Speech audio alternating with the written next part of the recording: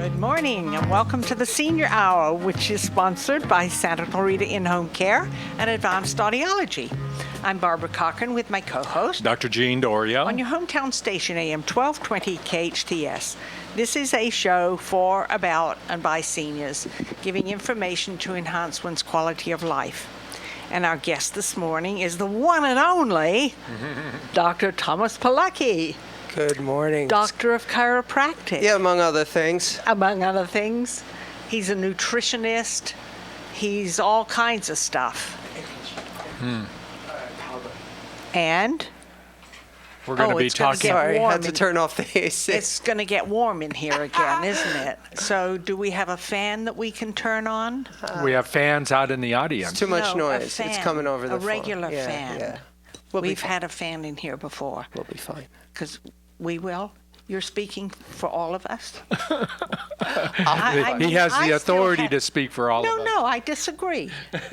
You're allowed. I'm He's the got only the authority. female in this office here, and I have a right to speak my mind. How Absolutely. do you know that genetically? Because I do. Genetically, there could be a big problem here. Uh-oh. Is it really too warm? Because the engineer was saying it's too loud. It's coming over the mics. Yeah, but when we have a regular floor fan in here, that's not the case. Okay.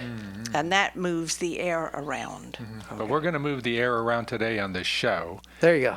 because Yes. there are things that we need to talk about. Yeah. But any specific topic that you'd like to? Well, I'm get glad into you brought today? that up. It is 4:20. I know. And So- I know my son was in a panic. Yes. Getting, not Is he only open? going, Is he yes, open? he's He's open. opened. Okay. He's open. But So he, for those of you who don't know, Barbara's son owns a dispensary right on the Yes. border of Kern County now because although it's legal in Los Angeles City, What is?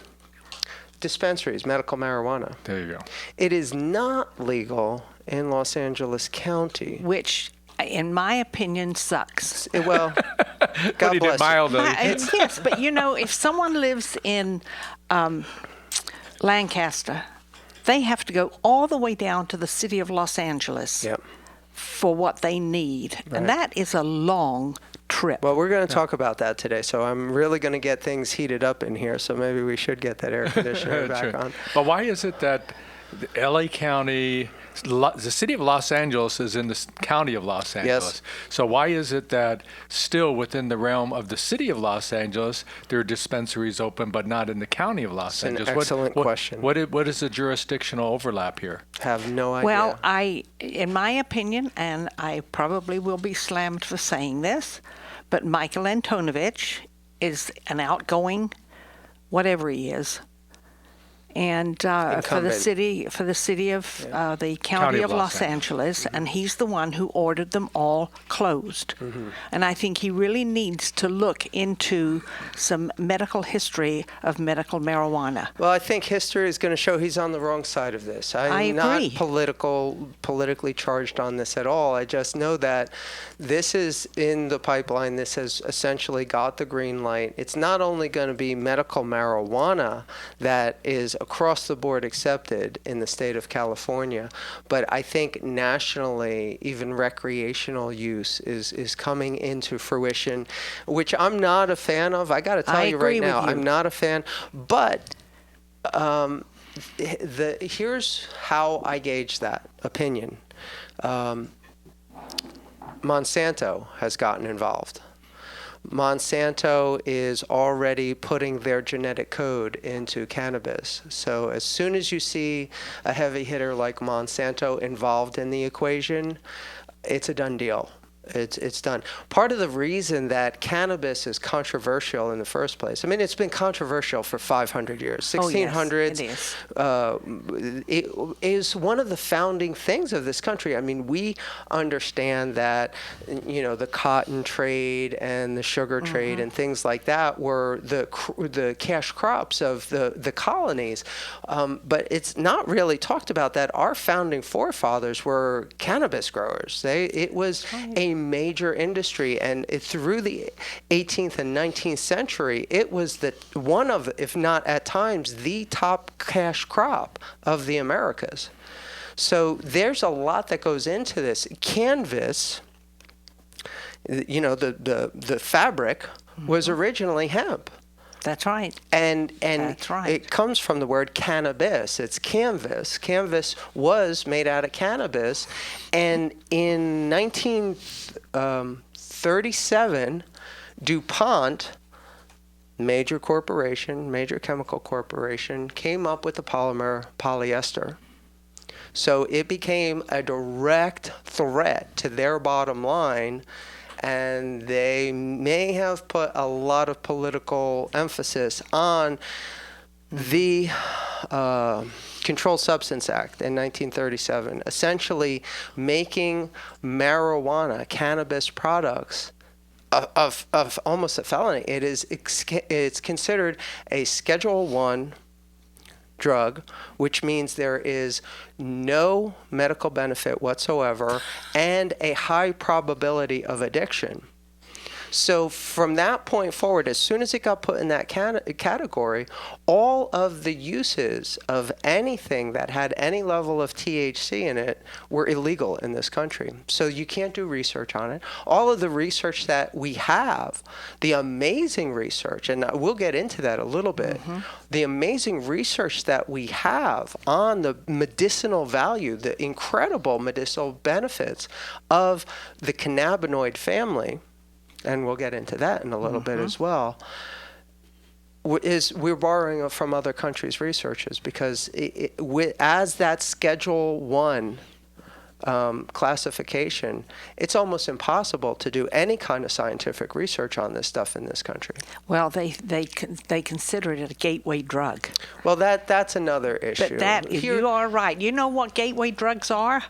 Everything. But go into your parents' medicine cabinet, Sure. your grandparents' medicine cabinet, and kids find hydrocodone, Absolutely. Coxin. In fact, Urinol. And In fact, the they leading take them. cause of poison response for children under the age of 3 comes from their parents' and their grandparents' medicine cabinets. In the emergency room, poison situations in children under the age of 3, the number one cause of that is they got into the medicine cabinet. But as I mentioned in the Los Angeles Times a few weeks ago, I've never seen any of my middle age or older adults who are on using cannabis ever have it as a gateway into a cocaine habit or a heroin habit. What happens is that the younger generations, where it is a gateway, they have different influence on them, and that's where our problem lies. That's where we have to be aware that we're not going to let it go in that direction, but we have to set up the barriers to stop that, and that's the question. How do we do that and convince the people who have put Schedule I into that arena from changing it? Absolutely. Here's the thing. There will always be substance abuse. We can't stop that. There will always be something that people who are looking for an altered state will abuse. They'll find it one way or another. You can pin gateway on anything, and it doesn't matter. I mean, when kids are huffing paint, are you going to put paint in a Schedule I category where you can only get a prescription for paint from your medical doctor after a $100 visit for an evaluation? It's ridiculous. Where do you draw the line? And these people who pin all social problems on something like marijuana are really very narrow-minded about this. Absolutely. But narrow-mindedness, though, is not, that's a nice label, but it's looking at all the facts that are available as a scientist might and coming to a conclusion. Sure. The difficult part is many people are not scientists, and many people will not extend themselves into looking up the material. And because they don't do that, they neglect the truth about what is going on research-wise around the world. Yeah, exactly. They just have a knee-jerk response of whatever the people that influence them are programming them to react to, whether it be their political leaders or their religious leaders or whoever it may be. The reality is that there are a lot more toxic things out there right now than THC. And I'm not even a really strong advocate of THC. And define that for our listeners. There's about 60 compounds in marijuana. The technical term is cannabis. Mm-hmm. There's about 60 chemical compounds in cannabis that have some physiological response in our bodies. They're called cannabinoids. That's cannabis, oid. It's the drug compound in the cannabis plant that has some kind of changes physiology in some way. The two that get the most attention are, I'm not even going to attempt to give the real names of them because it won't matter 5 seconds from now anyway, but it's THC. Tetrahydrocannabinoids. Okay, I'll take your word for it. Whoa. And CBD. Oh. Cannabidiol. Okay, so again, 5 seconds from now, nobody's going to know. But you can remember something like THC and CBD. CBD, absolutely. Okay, so THC and CBD. Now, of the two, these are the most research, and there's budding research on all of the other 50-some-odd cannabinoids. But right now, the two that get the most attention are CBD and THC. And until recently, all of the research has been focused on the THC because that is the high, that is the druggy drug of the marijuana compound. The chemicals in marijuana. So the drug culture has spent a lot of energy, and I mean the counterculture, not the medicinal use. The drug culture, the people responsible for 420 being the code word for it, that comes from up north and here in Northern California. There was an idea that near a local high school there was an abandoned pot farm that the students of this high school would go looking for after school every day, and they would meet by, of all people, Louis Pasteur's statue out in front of the college. So the code for going to look for the hidden crop was 420 Louis. So you'd meet in front of the statue at 420 and go looking for this supposed crop. Well, anyway, those people have spent a lot of time really corralling the genetics of this plant to produce a lot of THC. And nowadays, the amount of THC in medicinal grade marijuana is tens, if not hundreds of times more powerful than it was when I was a teenager. So it is real medicine now. I mean, it is serious. And it can be scary. I am not an advocate of THC. However, there is real research done by real universities given grants by the government and given the access to this Schedule I substance, which is no mean feat to get access to prove how bad THC was. And they came up with the exact opposite finding. That's right. They found out that it reduces the spread of lung cancers, the most common form of lung cancer, metastasis, by 50%. So here they are getting research trying to prove how bad this thing is, and they come up with the exact opposite answer, and that's THC. Now, as far as the CBD has no high, has no druggy drug aspect to it. It is just pure pain relief. And it has been shown to be actually neuroprotective. It helps the brain recover from traumatic injury. Well, it's interesting because, and I've said this many times over the year, when I went through my cancer, I was in severe pain. Sure. And the doctor prescribed hydrocodone. Yeah. My son An opioid. visited. Yes, my son visited, and he said, "Mom, that stuff will kill you." It could. Let me get Certainly you. could. Let me get you something that will stop the pain, and it was the CBD pill. And that's the point And that of this pain program is to stopped immediately after 3 of those pills. I had no more pain. CBD. And right there it is. The point of the Right there. program, though, is to discuss with our seniors on the senior hour the use of medication, which is less addicting, even less costly, but doesn't have all the side effects that Sure. what is on the market right now. But think about Absolutely. this. The big pharma who has so much money now on commercials and in offices, medical offices, delving out these products, and they're making billions of dollars a year, they don't want to let go of that. Sure. They're going to hold on to it as much as they can, Sure. and they're going to block Absolutely. anybody who's going to get in their way. So Here's- we've seen that happen Here's the before in many thing. other things. Here's the thing. The research that has been done shows that, especially in the field of cancer treatment, that if you combine medical marijuana with any form of chemotherapy, the patient does better. And the interesting thing is that there is some research to support that when you take the chemotherapy away and only treat with medical marijuana, they do better too than people who are solely being treated by chemotherapy.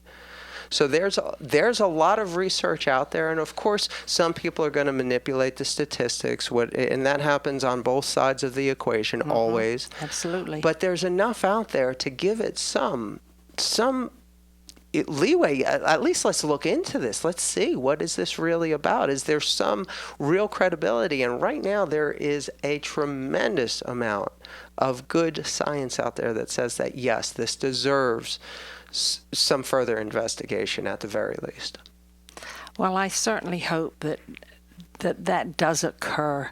It's going to have to at some point. But it hasn't for decades and decades That's and decades very in this true. country. And, that conversation needs to start. And it seems to catch fire once in a while. And now with legalization throughout in many, many states in this country, we're starting to see the light. But the question has to be, are we going to pursue that? Is it going to be blocked somehow again? And you mentioned that a company is genetically taking these medications and making them artificially. You're going to see that happen where the seeds are going to be they're going to use pesticides on those seeds, grow those plants, and then the question will have to be how contaminated with these pesticides will they be when we actually use them, or if we smoke them. Think about you inhaling pesticides, and we don't know it, because then they're going to block all research. Remember paraquat? I mean, that was used here as a